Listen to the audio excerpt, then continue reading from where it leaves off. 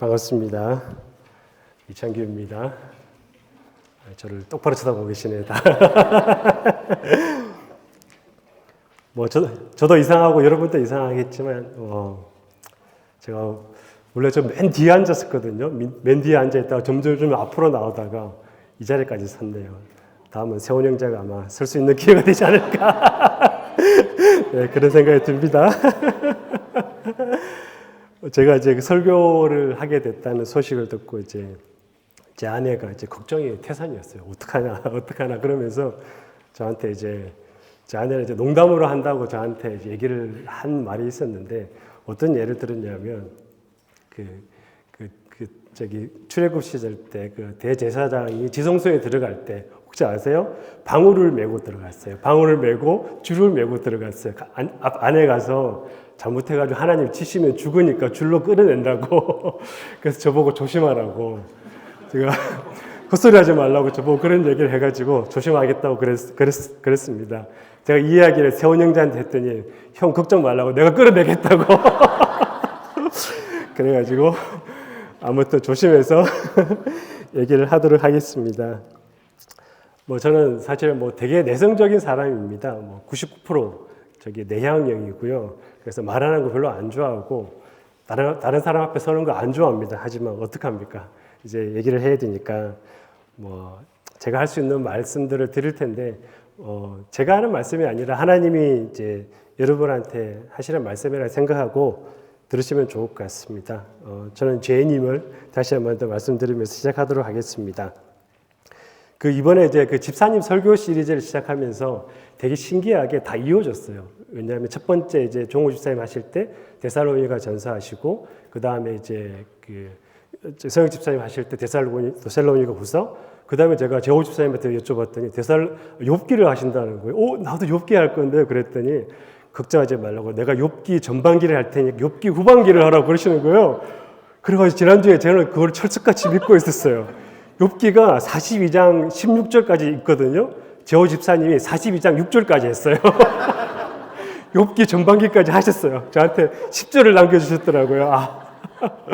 그래서 어떡하나 그랬더니 종호 집사님이 걱정하지 말라고, 안 했다고 생각하고 하라고, 담대함으로 하라고 그러셔가지고 일단 한번 시작해 보겠습니다. 그래서 지난주에 이제 제호 집사님은 욥기에서 하나님이 어떤 마음으로 하셨는지에 대한 내용을 좀 말씀하셨고요. 저는 이제 조금 다른 관점으로 이제 욥의 관점으로 하나님을 어떻게 이 사건에 대해서 어떻게 바라보나 이제 그런 얘기들을 조금 나누려고 합니다. 본문 잠깐 같이 읽어볼까요?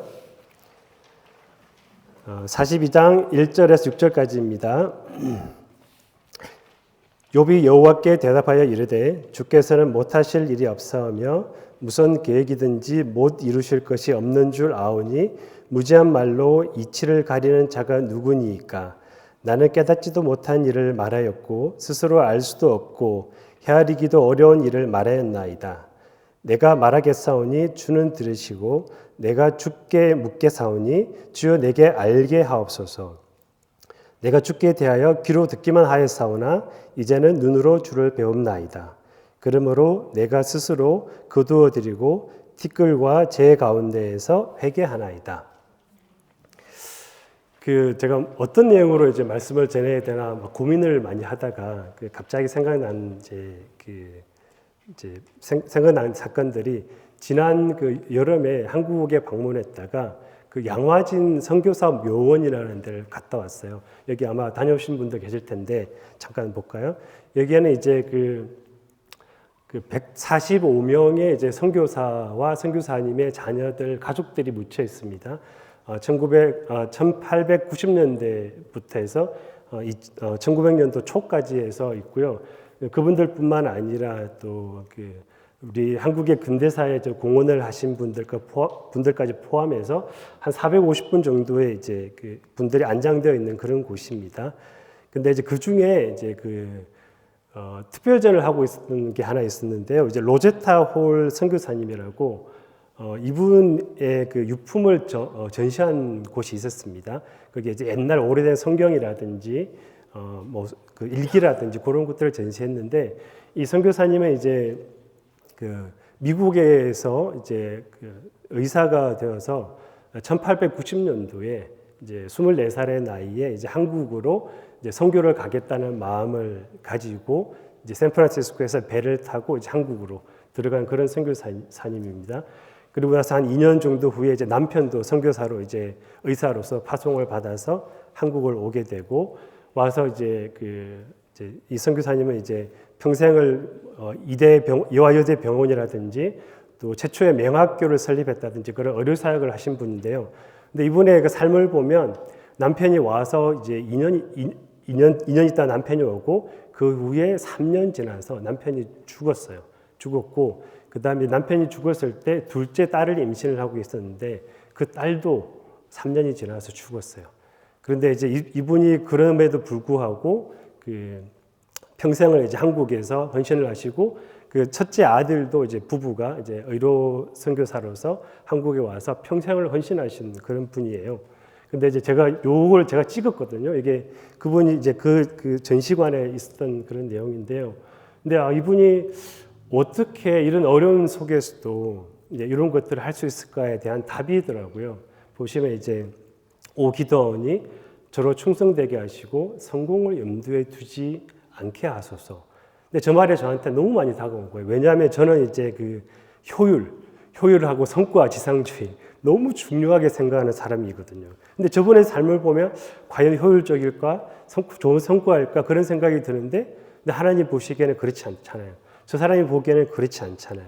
그래서 이제 저 사람의 그 생각들을 하게 되어서 이제 제 삶을 되돌아보는 계기가 되고, 그래서 저런 고난의 때에 다른 사람을 어떻게 지냈을까에 대한 생각을 하게 되다가 이제 욥기에 대한 말씀들을 조금 생각해 보게 되었습니다.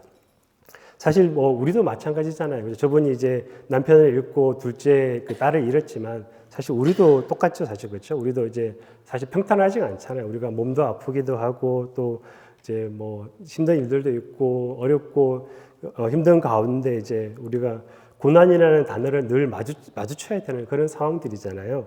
그래서 보면 이제 저는 늘 그런 생각이 들어요. 이게 인생이 뭐 선교사님은 정말 많은 생각들 하고 갔겠지만 선교사님이 그랬던 것처럼 인생이 내 마음대로 되는 게 하나도 없다. 그런 생각들을 너무 많이 하게 되는 것 같아요.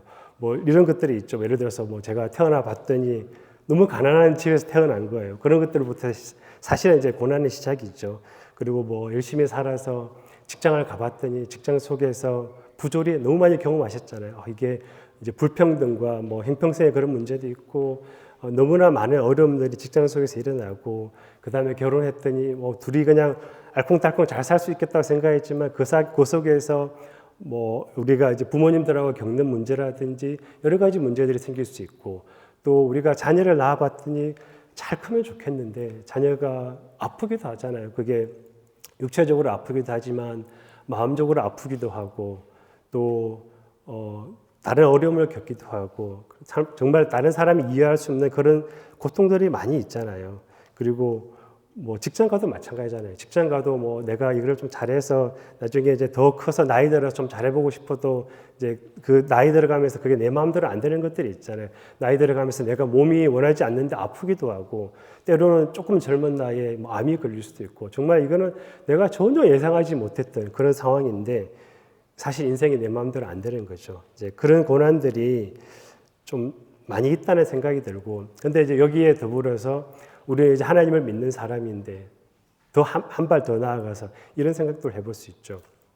내가 이렇게 열심히 하나님을 믿고 있는데 내가 이렇게 헌신하고 있는데 왜 나에게 이런 고난을 주시나 그런 생각들을 늘 하게 되는 것 같아요.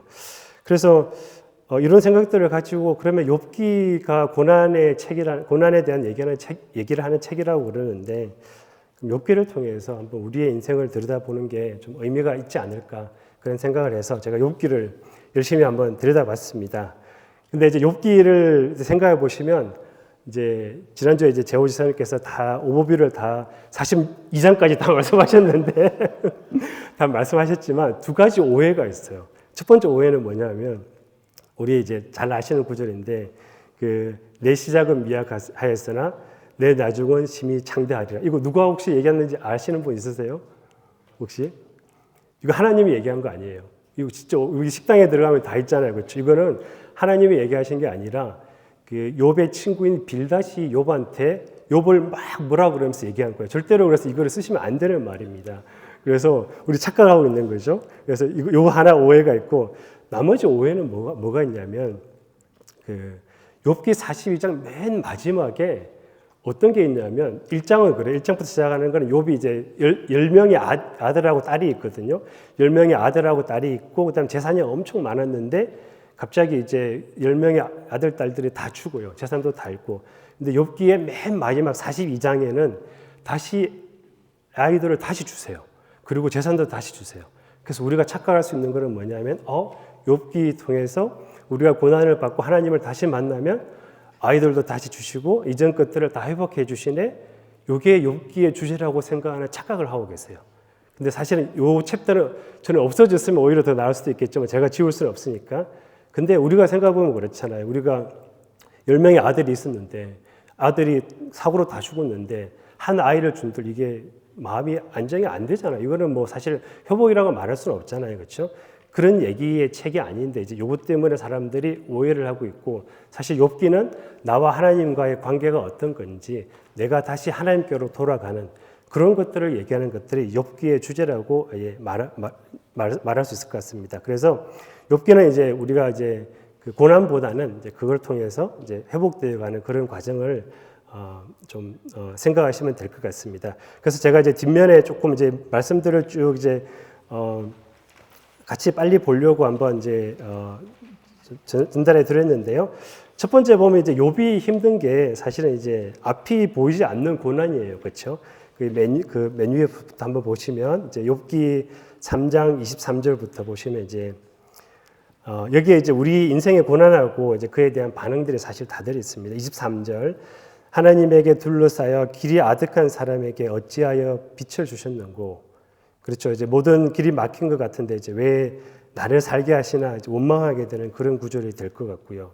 24절은 나는 음식 앞에서도 탄식이 나며 내가 앓는 소리는 물이 쏟아지는 소리 같구나. 이게 우리 힘들 때의 내용이죠. 고통이 너무 커서 밥도 못 먹고 이제 한숨 쉬고 고통의 소리가 절로 나는 그런 힘든 순간들을 얘기하는 것 같고요. 25절은 내가 두려워하는 그것이 내게 임하고 내가 무서워하는 그것이 내 몸에 미쳤구나. 이게 이제 재산이라든지 명예, 자녀를 잃을까 봐 우리가 두려워할 때 사실은 그게 현실이 되어서 나오면 우리가 너무 절망하게 되는 거잖아요. 그 이야기를 욥이 적은 것 같고요. 그 다음에 26절은 나에게는 평온도 없고 안일도 없고 휴식도 없고 다만 불안만이 있구나. 우리가 이제 고난 가운데 평안하고 평안과 휴식이 없고 또 고통과 염려만 남은 인생에 대해서 얘기하는 이런 것들. 사실 이제 우리도 이런 것들을 뭐 욥처럼 느끼잖아요. 그렇죠? 심지어 이제 이런 인생의 무게에 짓눌려 가지고 하나님 앞에 기도할 수조차 없는 그런 아픔들을 느끼잖아요. 그렇죠? 근데 욥이 힘든 거는 사실은 이 부분이 아니었어요. 이거는 이제 누구나 겪을 수 있는 고난들, 우리가 다 겪을 수 있는 그런 고난들인데 욥이 힘든 거는 그 다음이에요. 욥이 이런 힘든 고난 속에서 하나님한테 하나님 왜 내게 이러세요? 왜 나만 이러세요? 그렇게 하나님한테 막 부르짖는데 하나님이 대답이 없었어요. 그 다음 거 한번 보실까요?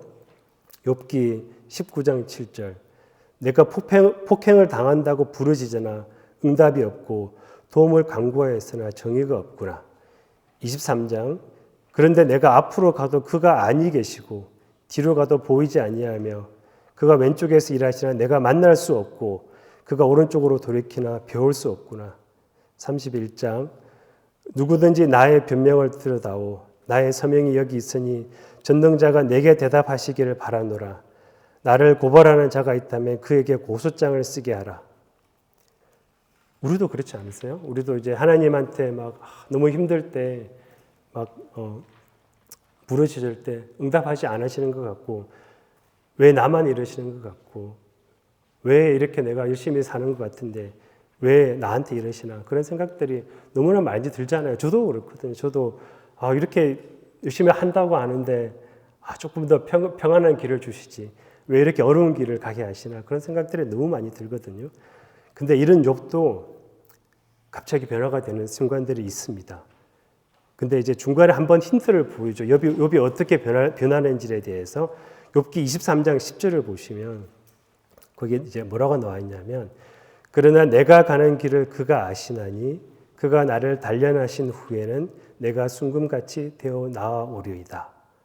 이게 이제 욥이 엄청나게 많은 이제 고통을 당하면서 친구들이랑 막 그 논쟁하는 과정에서 고백한 것 중에 하나거든요. 어렴풋이 이 고난이 지나가기를 욥이 바라면서 했던 그런 고백인데 이게 이제 중간에 나오고 그 다음부터 이제 하나님이 아무 대답이 계속 없었어요. 대답이 없으시고 논쟁이 다 끝나고 이제 다른 사람들 얘기 다 끝나고 나서 갑자기 하나님이 폭풍우 가운데 딱 나타났어요. 그래서 이제 결정적으로 욥이 변하는 계기가 이제 첫 번째가 이제 폭풍우 가운데 하나님이 나타나신 거.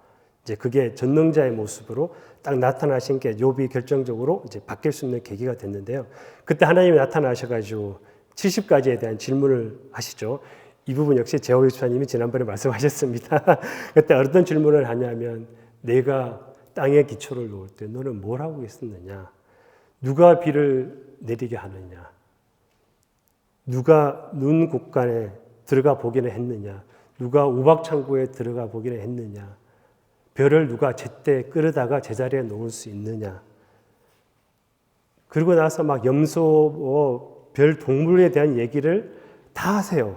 정말 약간 좀 쪼잔해 보일 정도로 이런저런 말들을 계속 하시고 정말 왜 이렇게 디테일까지 말씀하시나 그런 것들을 다 말씀하세요. 근데 하나님이 이것을 말씀하신 이유는 너무 명확하죠. 이제 친구들이 얘기했던 것들 인과응보에 대한 얘기를 했거든요. 네가 죄를 지었기 때문에 네가 이런 고통을 당하는 거야. 이제 그런 어떤 인과응보에 대한 말씀을 친구들이 했는데 하나님은 아니다.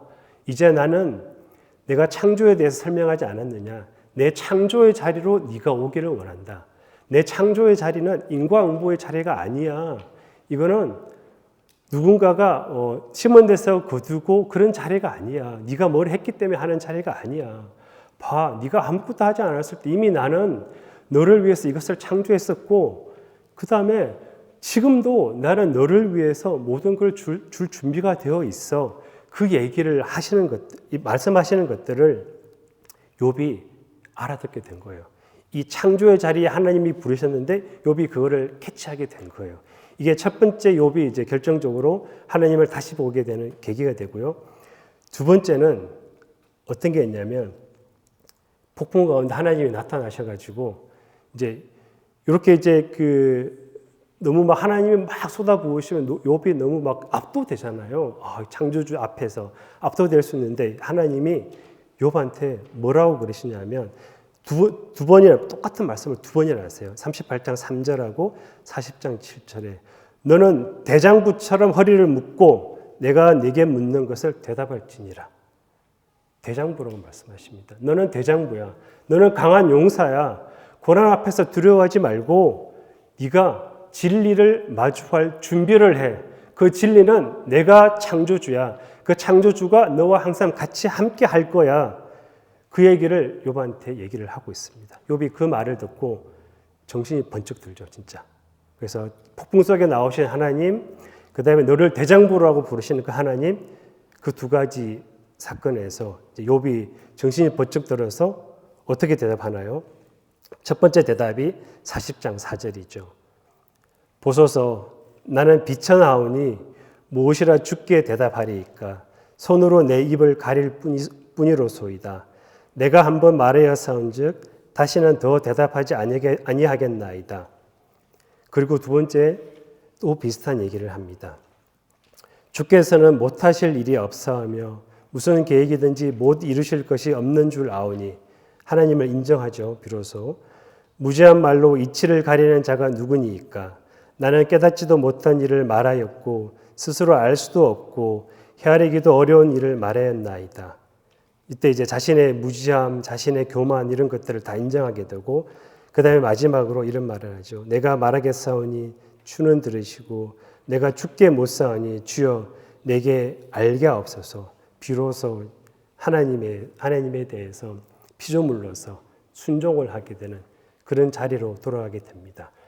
이제 마지막 주제가 그거예요. 그렇죠? 욥이 회복한 거는 하나님과 나와의 창조주와 피조물과의 그런 관계를 회복하고 다시 그 자리로 돌아간 거. 우리는 이걸 회개라고 그러죠. 회개가 욥기의 핵심입니다. 그래서 욥이 이제 뭐라고 말씀하세요? 뭐라고 고백하나요? 내가 주께 대하여 귀로 듣기만 하였사오나 이제는 눈으로 주를 배움나이다. 그러므로 내가 스스로 거두어 드리고 티끌과 제 가운데에서 회개하나이다. 이런 고백을 욥이 마침내 하게 되죠. 욥이 제가 이제 원래대로 돌아갔다고 말씀드렸잖아요. 근데 이제 성경에서 보면 이제 욥기에서 보면 욥이 원래의 자리가 뭘까?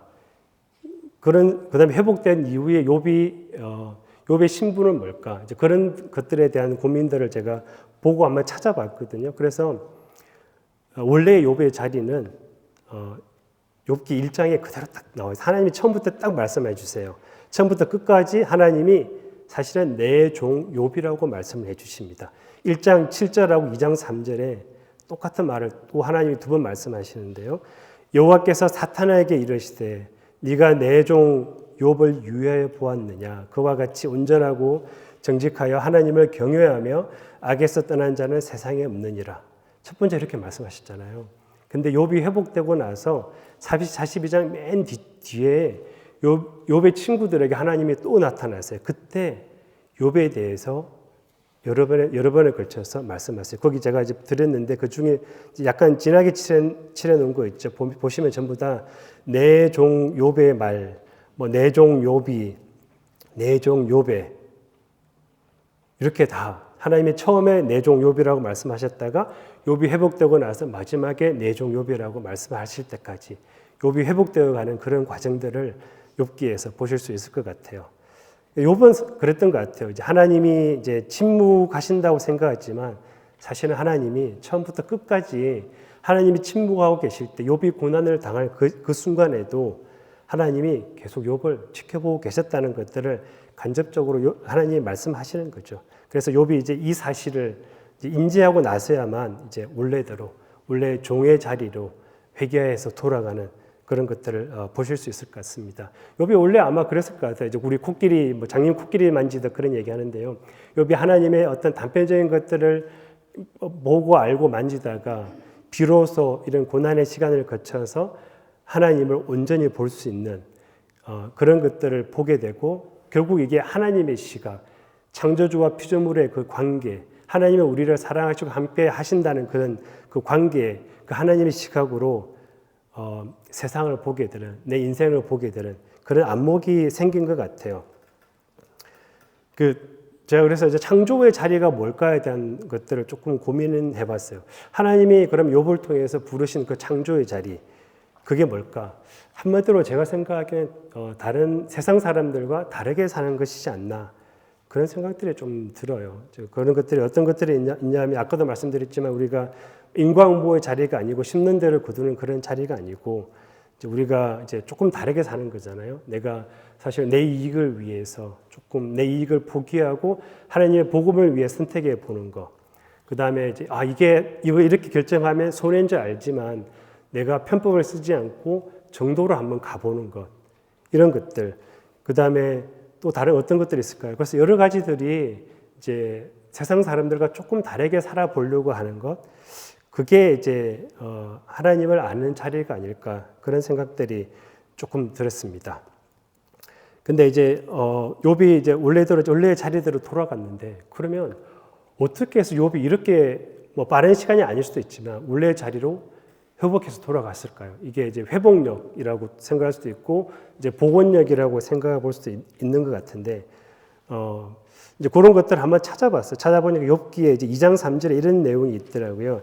내가 나를 격동하여 까닭없이 그를 치게 하였어도 그가 오히려 자기의 순전을 굳게 지켰느니라. 아마 이제 욥이 그런 고통의 순간 가운데 그 하나님과의 관계를 놓지 않았던 것 같아요. 그 관계를 지속적으로 유지했던 것 같은 그런 생각들이 많이 들었어요. 그래서 이제 이런 고난의 자리에서 흔들렸을 때 이제 하나님이 딱 이렇게 얘기해 줬을 때 바로 그 자리로 돌아올 수 있지 않았나 그런 생각들이 좀 듭니다. 여기까지가 사실은 이제 욥의 얘기예요. 욥의 얘기고 근데 이제 저는 이제 욥이 회복되어가는 과정을 통해서 이제 하나님이 나에게, 우리에게 어떤 말씀을 하시나 그런 고민들을 조금 해보게 됐습니다. 그래서 이제 욥기는 여기까지고요. 그래서 제가 이제 우리 삶에 적용을 어떻게 해야 되나, 하나님이 어떤 말씀을 전해주시기를 원하시나 생각해봤을 때 저는 그래요. 이제 우리가 하나님의 자리에서 멀어질 일들이 사실 너무 많아요.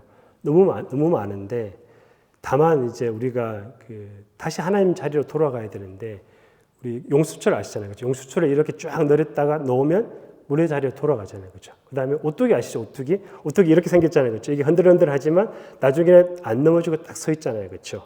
요 생각들이 많이 들더라고요. 요 생각들이 많이 들어서 우리가 제자리로 돌아갈 수 있는 힘, 그거를 좀 기를 수는 없을까? 그런 생각들이 많이 들어가지고, 그래서 제가 이제 요 비디오를 하나 준비를 해봤습니다. 한번 좀 틀어봐 주실까요? 네. 비디오가 보시면 이제 폭풍우 속에서 이제 배가 운행을 하고 있습니다. 운항을 하고 있는데 많이 흔들리죠. 흔들릴 수밖에 없죠. 이제 태풍이 불고 이제 파도가 칠 때 흔들릴 수밖에 없는데, 근데 저 배는 뒤집혀지지 않았어요. 그대로 가죠. 전혀 뒤집혀지지 않습니다. 네, 다음 장. 이제 그 뒤집혀지지 않는 이유는 바로 평형수라는 게 그 이유입니다. 보시면 이제 지금 최근의 배를 보시면 저 배 밑에 평형수라는 물을 가득 채우고 다녀요, 배가. 그래서 무게 중심이 되게 낮아가지고 흔들리지만 배가 뒤집혀지지 않아요. 근데 최근만 그런 게 아니에요. 옛날 배를 보시면 저 밑에 동그란 거 보시면 나무를 가득 채우고 그다음 그 동그란 거 밑에가 뭐냐 하면 돌을 가득 채우고 다녀요. 힘든데 왜 저렇게 가득 채우고 다녀요? 그렇죠? 그렇죠? 그래서 저것 때문에 배가 뒤집혀지지 않고 이제 그 폭풍우 가운데 유지할 수 있는 거죠. 근데 반대의 상황이 있습니다. 한번 다음 장 볼까요? 이거 너무 잘 아시죠? 세월호 너무 잘 아시죠? 이제 골든 레일이라고, 이거는 이제 그 자동차를 싣고 가는 배가 미국에서 이제 넘어진 건데, 이 배 둘 다 똑같은 게 뭐냐면 평형수를 안 채웠어요. 편법을 쓴 거죠. 그렇죠? 왜냐하면 왜 그랬을까요? 무거우니까. 평형수를 채우면 무거우면 기름값이 더 들잖아요. 기름값을 좀 아끼겠다는 생각으로 안 채운 거예요. 그렇죠? 그렇게 해서 둘 다 넘어지고 많은 인명 피해와 함께 재산의 피해가 났죠. 그렇죠? 우리 삶에도 한번 이 평형수와 이제 그 배에 대해서 한번 좀 적용을 해보면 좋을 것 같은데요. 이제 평형수를 채우는 이유는 뭐예요? 지금은 사실은 그냥 평탄한 길을 갈 때는 괜찮지만 나중에 폭풍우 때문에 폭풍우가 올 거를 대비해서 채우는 거잖아요. 그렇죠? 그렇죠? 채우는 건데, 근데 우리는 가끔 이런 착각을 해요. 오늘도 내일처럼 내일도 오늘처럼 살지 않을까? 내일 일어나면 똑같이 평온할 거고 아무 일도 없을 거고, 그런 착각을 하고 사는 거죠. 나는 그리고 평온한 길만 걸어갈 것 같다는 그런 착각을 하면서 살아요. 제가 이제 뭐 여러 사람들한테 이제 하나님에 대해서 전하고 하지만, 저는 이 장면이 너무 기억에 남는 장면이 하나 있는데, 제가 아는 동생한테 이제 하나님에 대해서 전하는데 그 동생이 뭐라고 대답했냐면, 이제 정확하게 이런 문구였어요. 형, 지금은 내가 내 삶을 잘 매니지할 수 있어요. 너무 평온해요. 나중에 힘든 일이 생기면 내가 조금 그때 고민해 볼게요. 이런 얘기를 하더라고요. 정말 교만하죠. 착각이죠. 그래서 저는 그 장면이 잊혀지지가 않더라고요. 그래서 우리가 착각하는 게 아까 그 평형수랑 똑같은 거죠. 그렇죠? 그래서 우리를 한번 잘 다시 생각해 보면, 우리는 우리 배에 대해서 어떻게 생각할 것 같으세요? 우리 배가 우리 저기 알라메다에서 그 샌프란시스코까지 가는 그 배일 것 같아요? 파도가 하나도 없는 베이 안에만 다니는 배일 것 같아요? 아니면 우리 배는 이제 골든게이트 밖에 조금만 나가도 파도가 치잖아요. 우리 연어잡이 할 때 엄청나게 힘들었잖아요. 그래서 골든게이트 바깥에 나갈 수 있는 그 정도의 평형수를 채운 배일 것 같아요. 아니면 이제 우리 배는 평형수를 든든히 채워가지고 태평양을 넉넉히 건널 수 있는 그런 배일 것 같아요. 이제 그런 고민들을 한번 해보시면 좋을 것 같아요.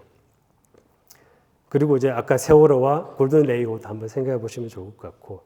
그래서 이제 요런 이제 평형수에 대해서 생각해 볼 때 이제 내 인생의 배, 그다음에 내 배 안에 있는 평형수에 대해서 몇 가지 관점에서 한번 생각해 볼 수 있다는 생각이 좀 들었어요.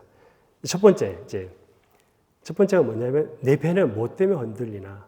나는 평형수를 가득 채우고 든든히 가고 있는데 이 배가 흔들리는 거는 뭔가? 이유는 뭔가? 내가 흔들리는 이유. 사실은 이게 되게 아이러니하게도 우리가 고난이 오잖아요. 고난이 오면 너무 그거를 딱 이제 든든히 잘 이겨내겠다고 이게 똘똘 뭉쳐요. 우리가 그렇잖아요. 태풍이 오면 미리 준비를 하잖아요. 오히려 우리가 고난이 오면 오히려 내 배가 잘 안 흔들리지 않아요. 근데 내 배가 흔들리는 거는 고난이 아니라 내가 인생이 너무 잘 될 때예요, 사실은. 그렇지 않아요? 내가 너무 좋은 잡 오퍼를 받고 너무 돈을 많이 벌 수 있는 기회가 있는데 이거를 약간 불법은 아니지만 편법을 쓰고자 할 때, 내 인생의 자랑거리가 너무 많을 때, 그때 사실은 내 배가 제일 심하게 흔들려요. 제일 심하게 흔들리고 하나님으로부터 제일 먼 데까지 가 있어요. 그렇잖아요. 왜냐하면 내가 뭔가를 다 할 수 있을 것 같거든요. 하나님이 필요 없을 것 같거든요. 내가 계획한 대로 다 할 수 있을 것 같거든요. 그게 우리 인생의 배더라고요. 그게 저를 보는 저의 배더라고요. 그게 이제 첫 번째 관점인데 제일 좋은 예가 밧세바 다윗 사건이잖아요. 그렇죠? 다윗이 하나님이 다윗한테 그렇게 좋은 것들을 주셨는데 다윗이 이제 너무 평온해지고 전쟁에 나가지도 않아도 될 그런 환경이 있으니까 다윗이 그냥 옥상 정원을 거닐다가 밧세바를 보고 그런 사건을 일으킨 거잖아요. 결국 가장 번성했을 때에 가장 좋을 때에 하나님으로부터 가장 멀리 떨어지는 그런 실수를 범하게 된 거잖아요. 그렇죠? 그다음에 두 번째 이제 그 평형수가 이제 그 평형수를 가득 채우면 평소에 우리가 사는 지금 오늘 내일 우리 삶이 더 힘들어질 수도 있어요. 왜 그래요? 배도 똑같죠. 그렇죠? 배도 어떻게 될지 몰라서 평형수를 가득 채우면 우리가 배 안에 지나갈 때 기름을 더 많이 써야 되잖아요. 그렇죠? 그거랑 똑같은 것 같아요. 내 안에 있는 내 배도 흔들리지 않기 위해서 평형수를 채우면 일상의 생활이 조금 힘들어질 수 있어요. 그게 어떤 게 있을까요? 그게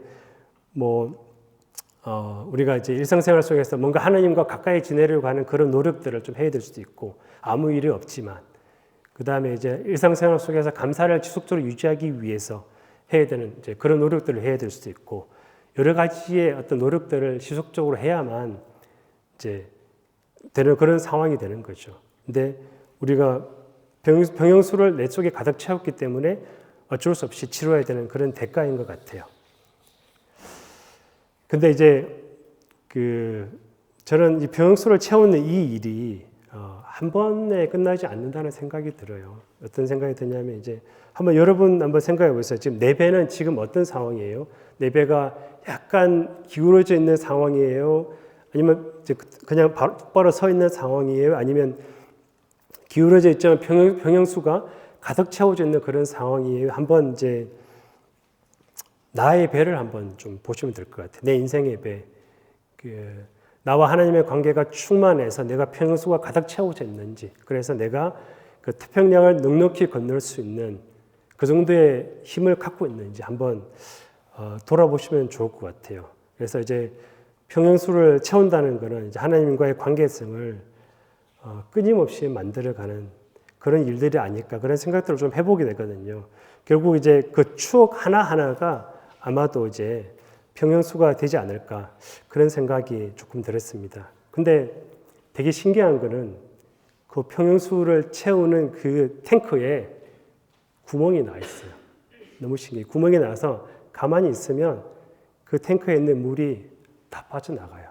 우리도 똑같죠. 우리가 하나님하고 지금 오늘 되게 충만한 관계를 있지만 내일부터 하나님 이제 내가 스스로 할 수 있어요. 하나님과 관계를 딱 끊고 있으면 하나님하고 좋았던 관계는 다 그 평형수가 빠져나가듯이 기억에서 다 사라져요. 사실은. 그렇죠? 그래서 우리는 평형수를 사실은 매일매일 채울 수밖에 없는 그런 상황인 것 같아요. 그래서 저는 이제 많은 사람들한테 이제 그 신앙에 대해서 질문을 할 때 이런 질문들을 많이 해요.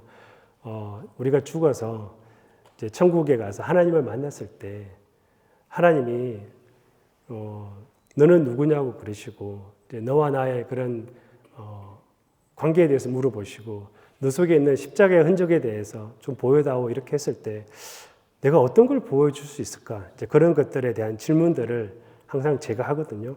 그래서 저는 이제 이 평행수를 채우는 일에 대해서 이제 저뿐만 아니라 이제 내가 어떤 것들을 경험했나 그런 것들을 한번 쭉 고민을 해보고 생각을 해봤거든요. 그래서 해봤더니 주변에 이런 일들이 너무나 많더라고요. 어떤 것들이 있냐면 뭐 예를 들어서 그 우리 그 레바논 전쟁이 한창일 때 우리 이제 선교사님들이 다 나왔잖아요. 너무 이제 전쟁 속에서 다 죽으니까 이제 피해 신했다가 근데 이제 선교사님이 전쟁 중임에도 불구하고 그 땅을 지키기 위해서 다시 들어갔잖아요. 그렇죠? 그 중에 한 분이 이제 춘옥 소장님. 춘옥 소장님은 천국에 갔을 때 하나님이 이러실 것 같아요. 내 딸아, 네가 그 전쟁의 참상 속에서 비행기 타고 거기에 들어가고 있을 때 내가 그 비행기에 같이 있었어.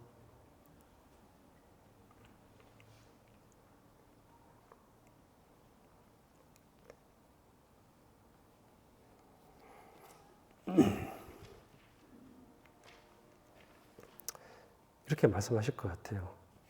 우리 미경자매랑 은희자매가 이제 사실 이제 좀 전도를 하려고 이제 설문지를 들고 우리 커뮤니티 칼리지를 좀 많이 다니고 있어요.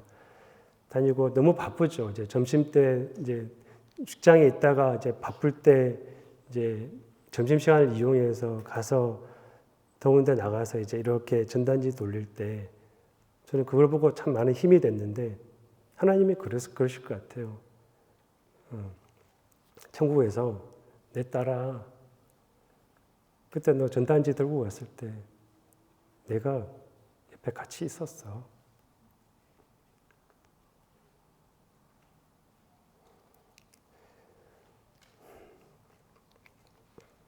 그러실 것 같아요. 그리고 이제 우리 캄보디아의 정빈 선교사님이 이제 10년 만에 이제 풀타임으로 새로 오게 된 선교사님이 계신데 어느 날 이제 기도의 시간 때 은희자매가 정빈 선교사님을 위해서 이제 기도를 좀 하자고 그렇게 얘기를 하더라고요. 아마 이제 하나님이 은희자매 만나면 천국에서 이런 얘기 하시겠죠.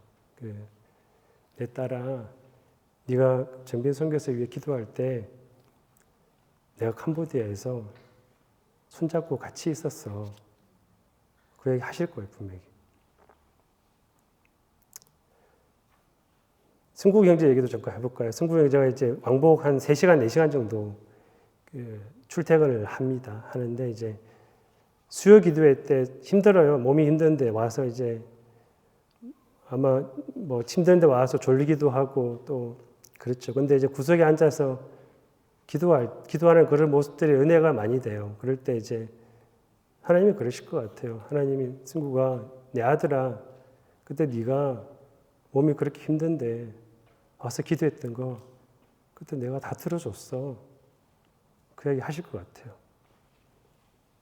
제가 세화명제 얘기도 또 할게요. 세화명제도 이제 기도 제목을 달라고 그랬더니 이제 암에 걸린 친구, 힘들어하는 친구 얘기를 하더라고요. 친구 얘기를 하면서 이제 형, 이 친구 위해서 기도 좀 해주세요 그러더라고요. 하나님이 그러실 것 같아요. 내 아들아, 그때 네가 친구 위해서 그 영혼 위해서 기도했잖아. 고통을 줄여달라고 기도했잖아. 내가 그 병원에 병실에 찾아가서 내가 그 친구 거기 암 수술한 그 부위에 손 놓고 기도했어. 이런 얘기 하실 거예요, 분명히. 너무나 많죠.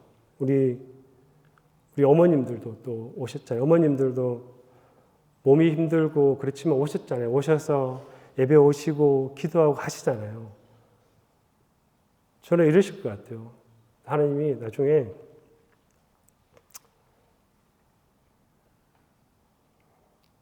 내 딸아,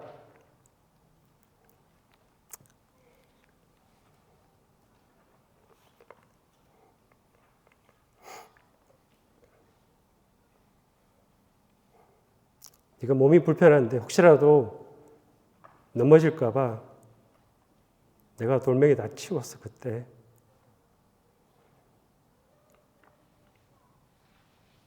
네가 와서 자녀를 위해서 기도하고 손자 손녀를 위해서 기도할 때 그 기도 제목 다 들었어. 이야기 분명히 하실 겁니다. 제가 뭐 여러 다른 분들 얘기를 했지만 이 평형수를 채우는 방법은 정말 개인마다 다 다르다는 생각이 듭니다. 사실 우리가 때로는 내가 안 하는 것들이 너무 편해요. 근데 하지만 내가 힘을 내서 해야 될 수도 있는 일들도 있고 뭐 그런 것들이 어떤 게 있을까요? 뭐 기도 모임에 참석한다든지 누구를 섬긴다든지 그런 것들이 내가 안 하면 너무 편하죠. 근데 그런 일들을 할 때 하나님이 나중에 다 기억해 주실 거예요. 그리고 내가 너무 쉽게 할 수 있지만 하나님 때문에 안 하는 거 그런 것도 어떤 게 있을까요? 내가 화내는 거, 내가 남을 비방하는 거, 내가 편법을 해서 사는 거 그런 것들이 전부 다 그런 일을 했을 때 하나님이 나중에 다 그 말씀 하실 거예요. 우리는 그런 일들을 하나하나 하면서 내 속에 하나님과의 추억을 만들고 평형수를 채워 나가면 될 것 같아요. 그래서 우리가 이제 그 고난을 통해서 이제 이런 일들을 겪어 나가면서 우리는 성장해 가서 어른이 되어 가는 거잖아요. 어른이라는 게 뭐예요? 하나님을 아는 사람. 우리가 할 수 있지만 안 하는 사람. 안 하는 게 좋지만 하는 사람. 화를 낼 수 있지만 화를 참는 사람. 다른 사람을 비방하고 뭐라 그럴 수 있지만 그걸 참는 사람. 그게 어른이잖아요. 그래서 우리가 하나님 안에서 평형수를 채워가면서 저는 어른이 되어간다는 그런 생각들이 좀 듭니다. 여러분들한테는 어떤 것들이 있을까요? 당장 이번 주에는 그냥 그대로 살지. 내가 다음 주부터 뭔가를 해보지. 내일부터 해보지. 그런 생각들이 조금 드는 게 있습니까? 한번 고민해 보세요. 개인마다 너무 달라요. 내가 할 수 있는 일은 되게 조그만 것부터 할 수 있거든요. 하나님하고 추억을 만들어 갈 수 있거든요. 그런 것들을 한번 생각해 보시면 좋을 것 같아요.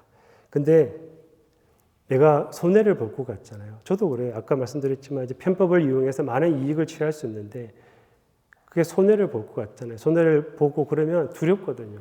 그 편법을 하는 게 너무 편해요.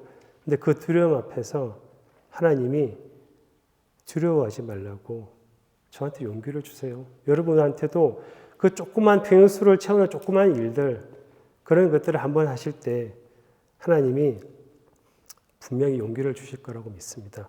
어떻게 용기 주시냐면 이사야 43장이에요. 야곱아 너를 창조하신 여호와께서 지금 말씀하시느니라. 이스라엘아 너를 지으신 이가 말씀하시느니라. 너는 두려워하지 말라. 내가 너를 구속하였고 내가 너를 지명하여 불렀나니 너는 내 것이라. 네가 물 가운데로 지날 때에 내가 너와 함께할 것이라. 강을 건널 때에 물이 너를 침몰하지 못할 것이며 내가 불 가운데로 지날 때에 타지도 아니할 것이요 불꽃이 너를 사라지도 못하리니 대저 나는 여호와 네 하나님이요 이스라엘의 거룩한 이요 내 구원자임이라. 아멘. 하나님이 이런 용기를 주세요. 용기가 되세요. 하나 잘 고민해 보시면 좋겠습니다. 제가 욥의 고백이라는 찬양을 한번 들려드릴 텐데요. 찬양 가사를 한번 들으시면서 눈을 감으시고 한번 이런 기도를 해보시면 어떨까 싶습니다. 하나님의 창조 섭리를 이해하는 사람이 되게 해달라고, 하나님과 나와의 관계가 회복되게 해달라고, 그래서 회개하면서 원래의 자리로 돌아가게 해달라고, 내 안의 평형수를 매일매일 채워서 태평양을 넉넉히 건너갈 수 있는 준비를 할 수 있게 해달라고, 그래서 하나님이 나를 대장부라고 부르실 때 언제든지 넉넉히 순종할 수 있는 힘을 달라고, 하나님 길을 따라갈 때 매일매일 일상 속에서 하나님과의 추억을 하나씩 만들어갈 수 있는 힘을 달라고, 그리고 내가 주께 대하여 귀로만 들었사오나 이제 눈으로 주로 배움나이다라는 고백을 할 수 있는 어른이 되게 해달라고, 이렇게 잠시 찬양을 들으시면서 기도하는 시간 갖도록 하겠습니다. 은혜와 진리의 성령 주사 주만 바라보게 하시네. 내가 봅니다. 영원한 주를 봅니다. 귀로만 들었으나 이젠 봅니다. 내가 봅니다. 존귀한 주를 하나님, 내 종 욥을 주의하여 보았느냐라고 말씀하십니다. 주님의 시선으로 나를 항상 바라보고 계시는 따뜻한 사랑을 느낍니다. 이곳에 나와 함께 계심을 느낍니다. 대장부처럼 허리를 동여매라라고 말씀하십니다. 인생의 많은 유혹과 고난 가운데 창조주 앞에서 넉넉히 순종할 수 있는 힘을 저희에게 허락하여 주시기를 기도드립니다. 세상의 섭리와 다르게 살며 하나님의 말씀대로 살며 매일매일을 하나님 앞에서 추억을 만들어 갈 수 있는 저희가 되기를 원합니다. 그렇게 일상 속에서 하나님과의 추억을 하나씩 만들어가며 살다가 훗날 하나님 앞에 섰을 때 내 안에 십자가의 흔적을 보여주는 사람이 되기를 기도합니다. 내가 주께 대하여 귀로만 들었사오나 이제 눈으로 주를 배움나이다. 오늘의 예배를 허락하심에 감사드리며 예수님 이름으로 기도했습니다.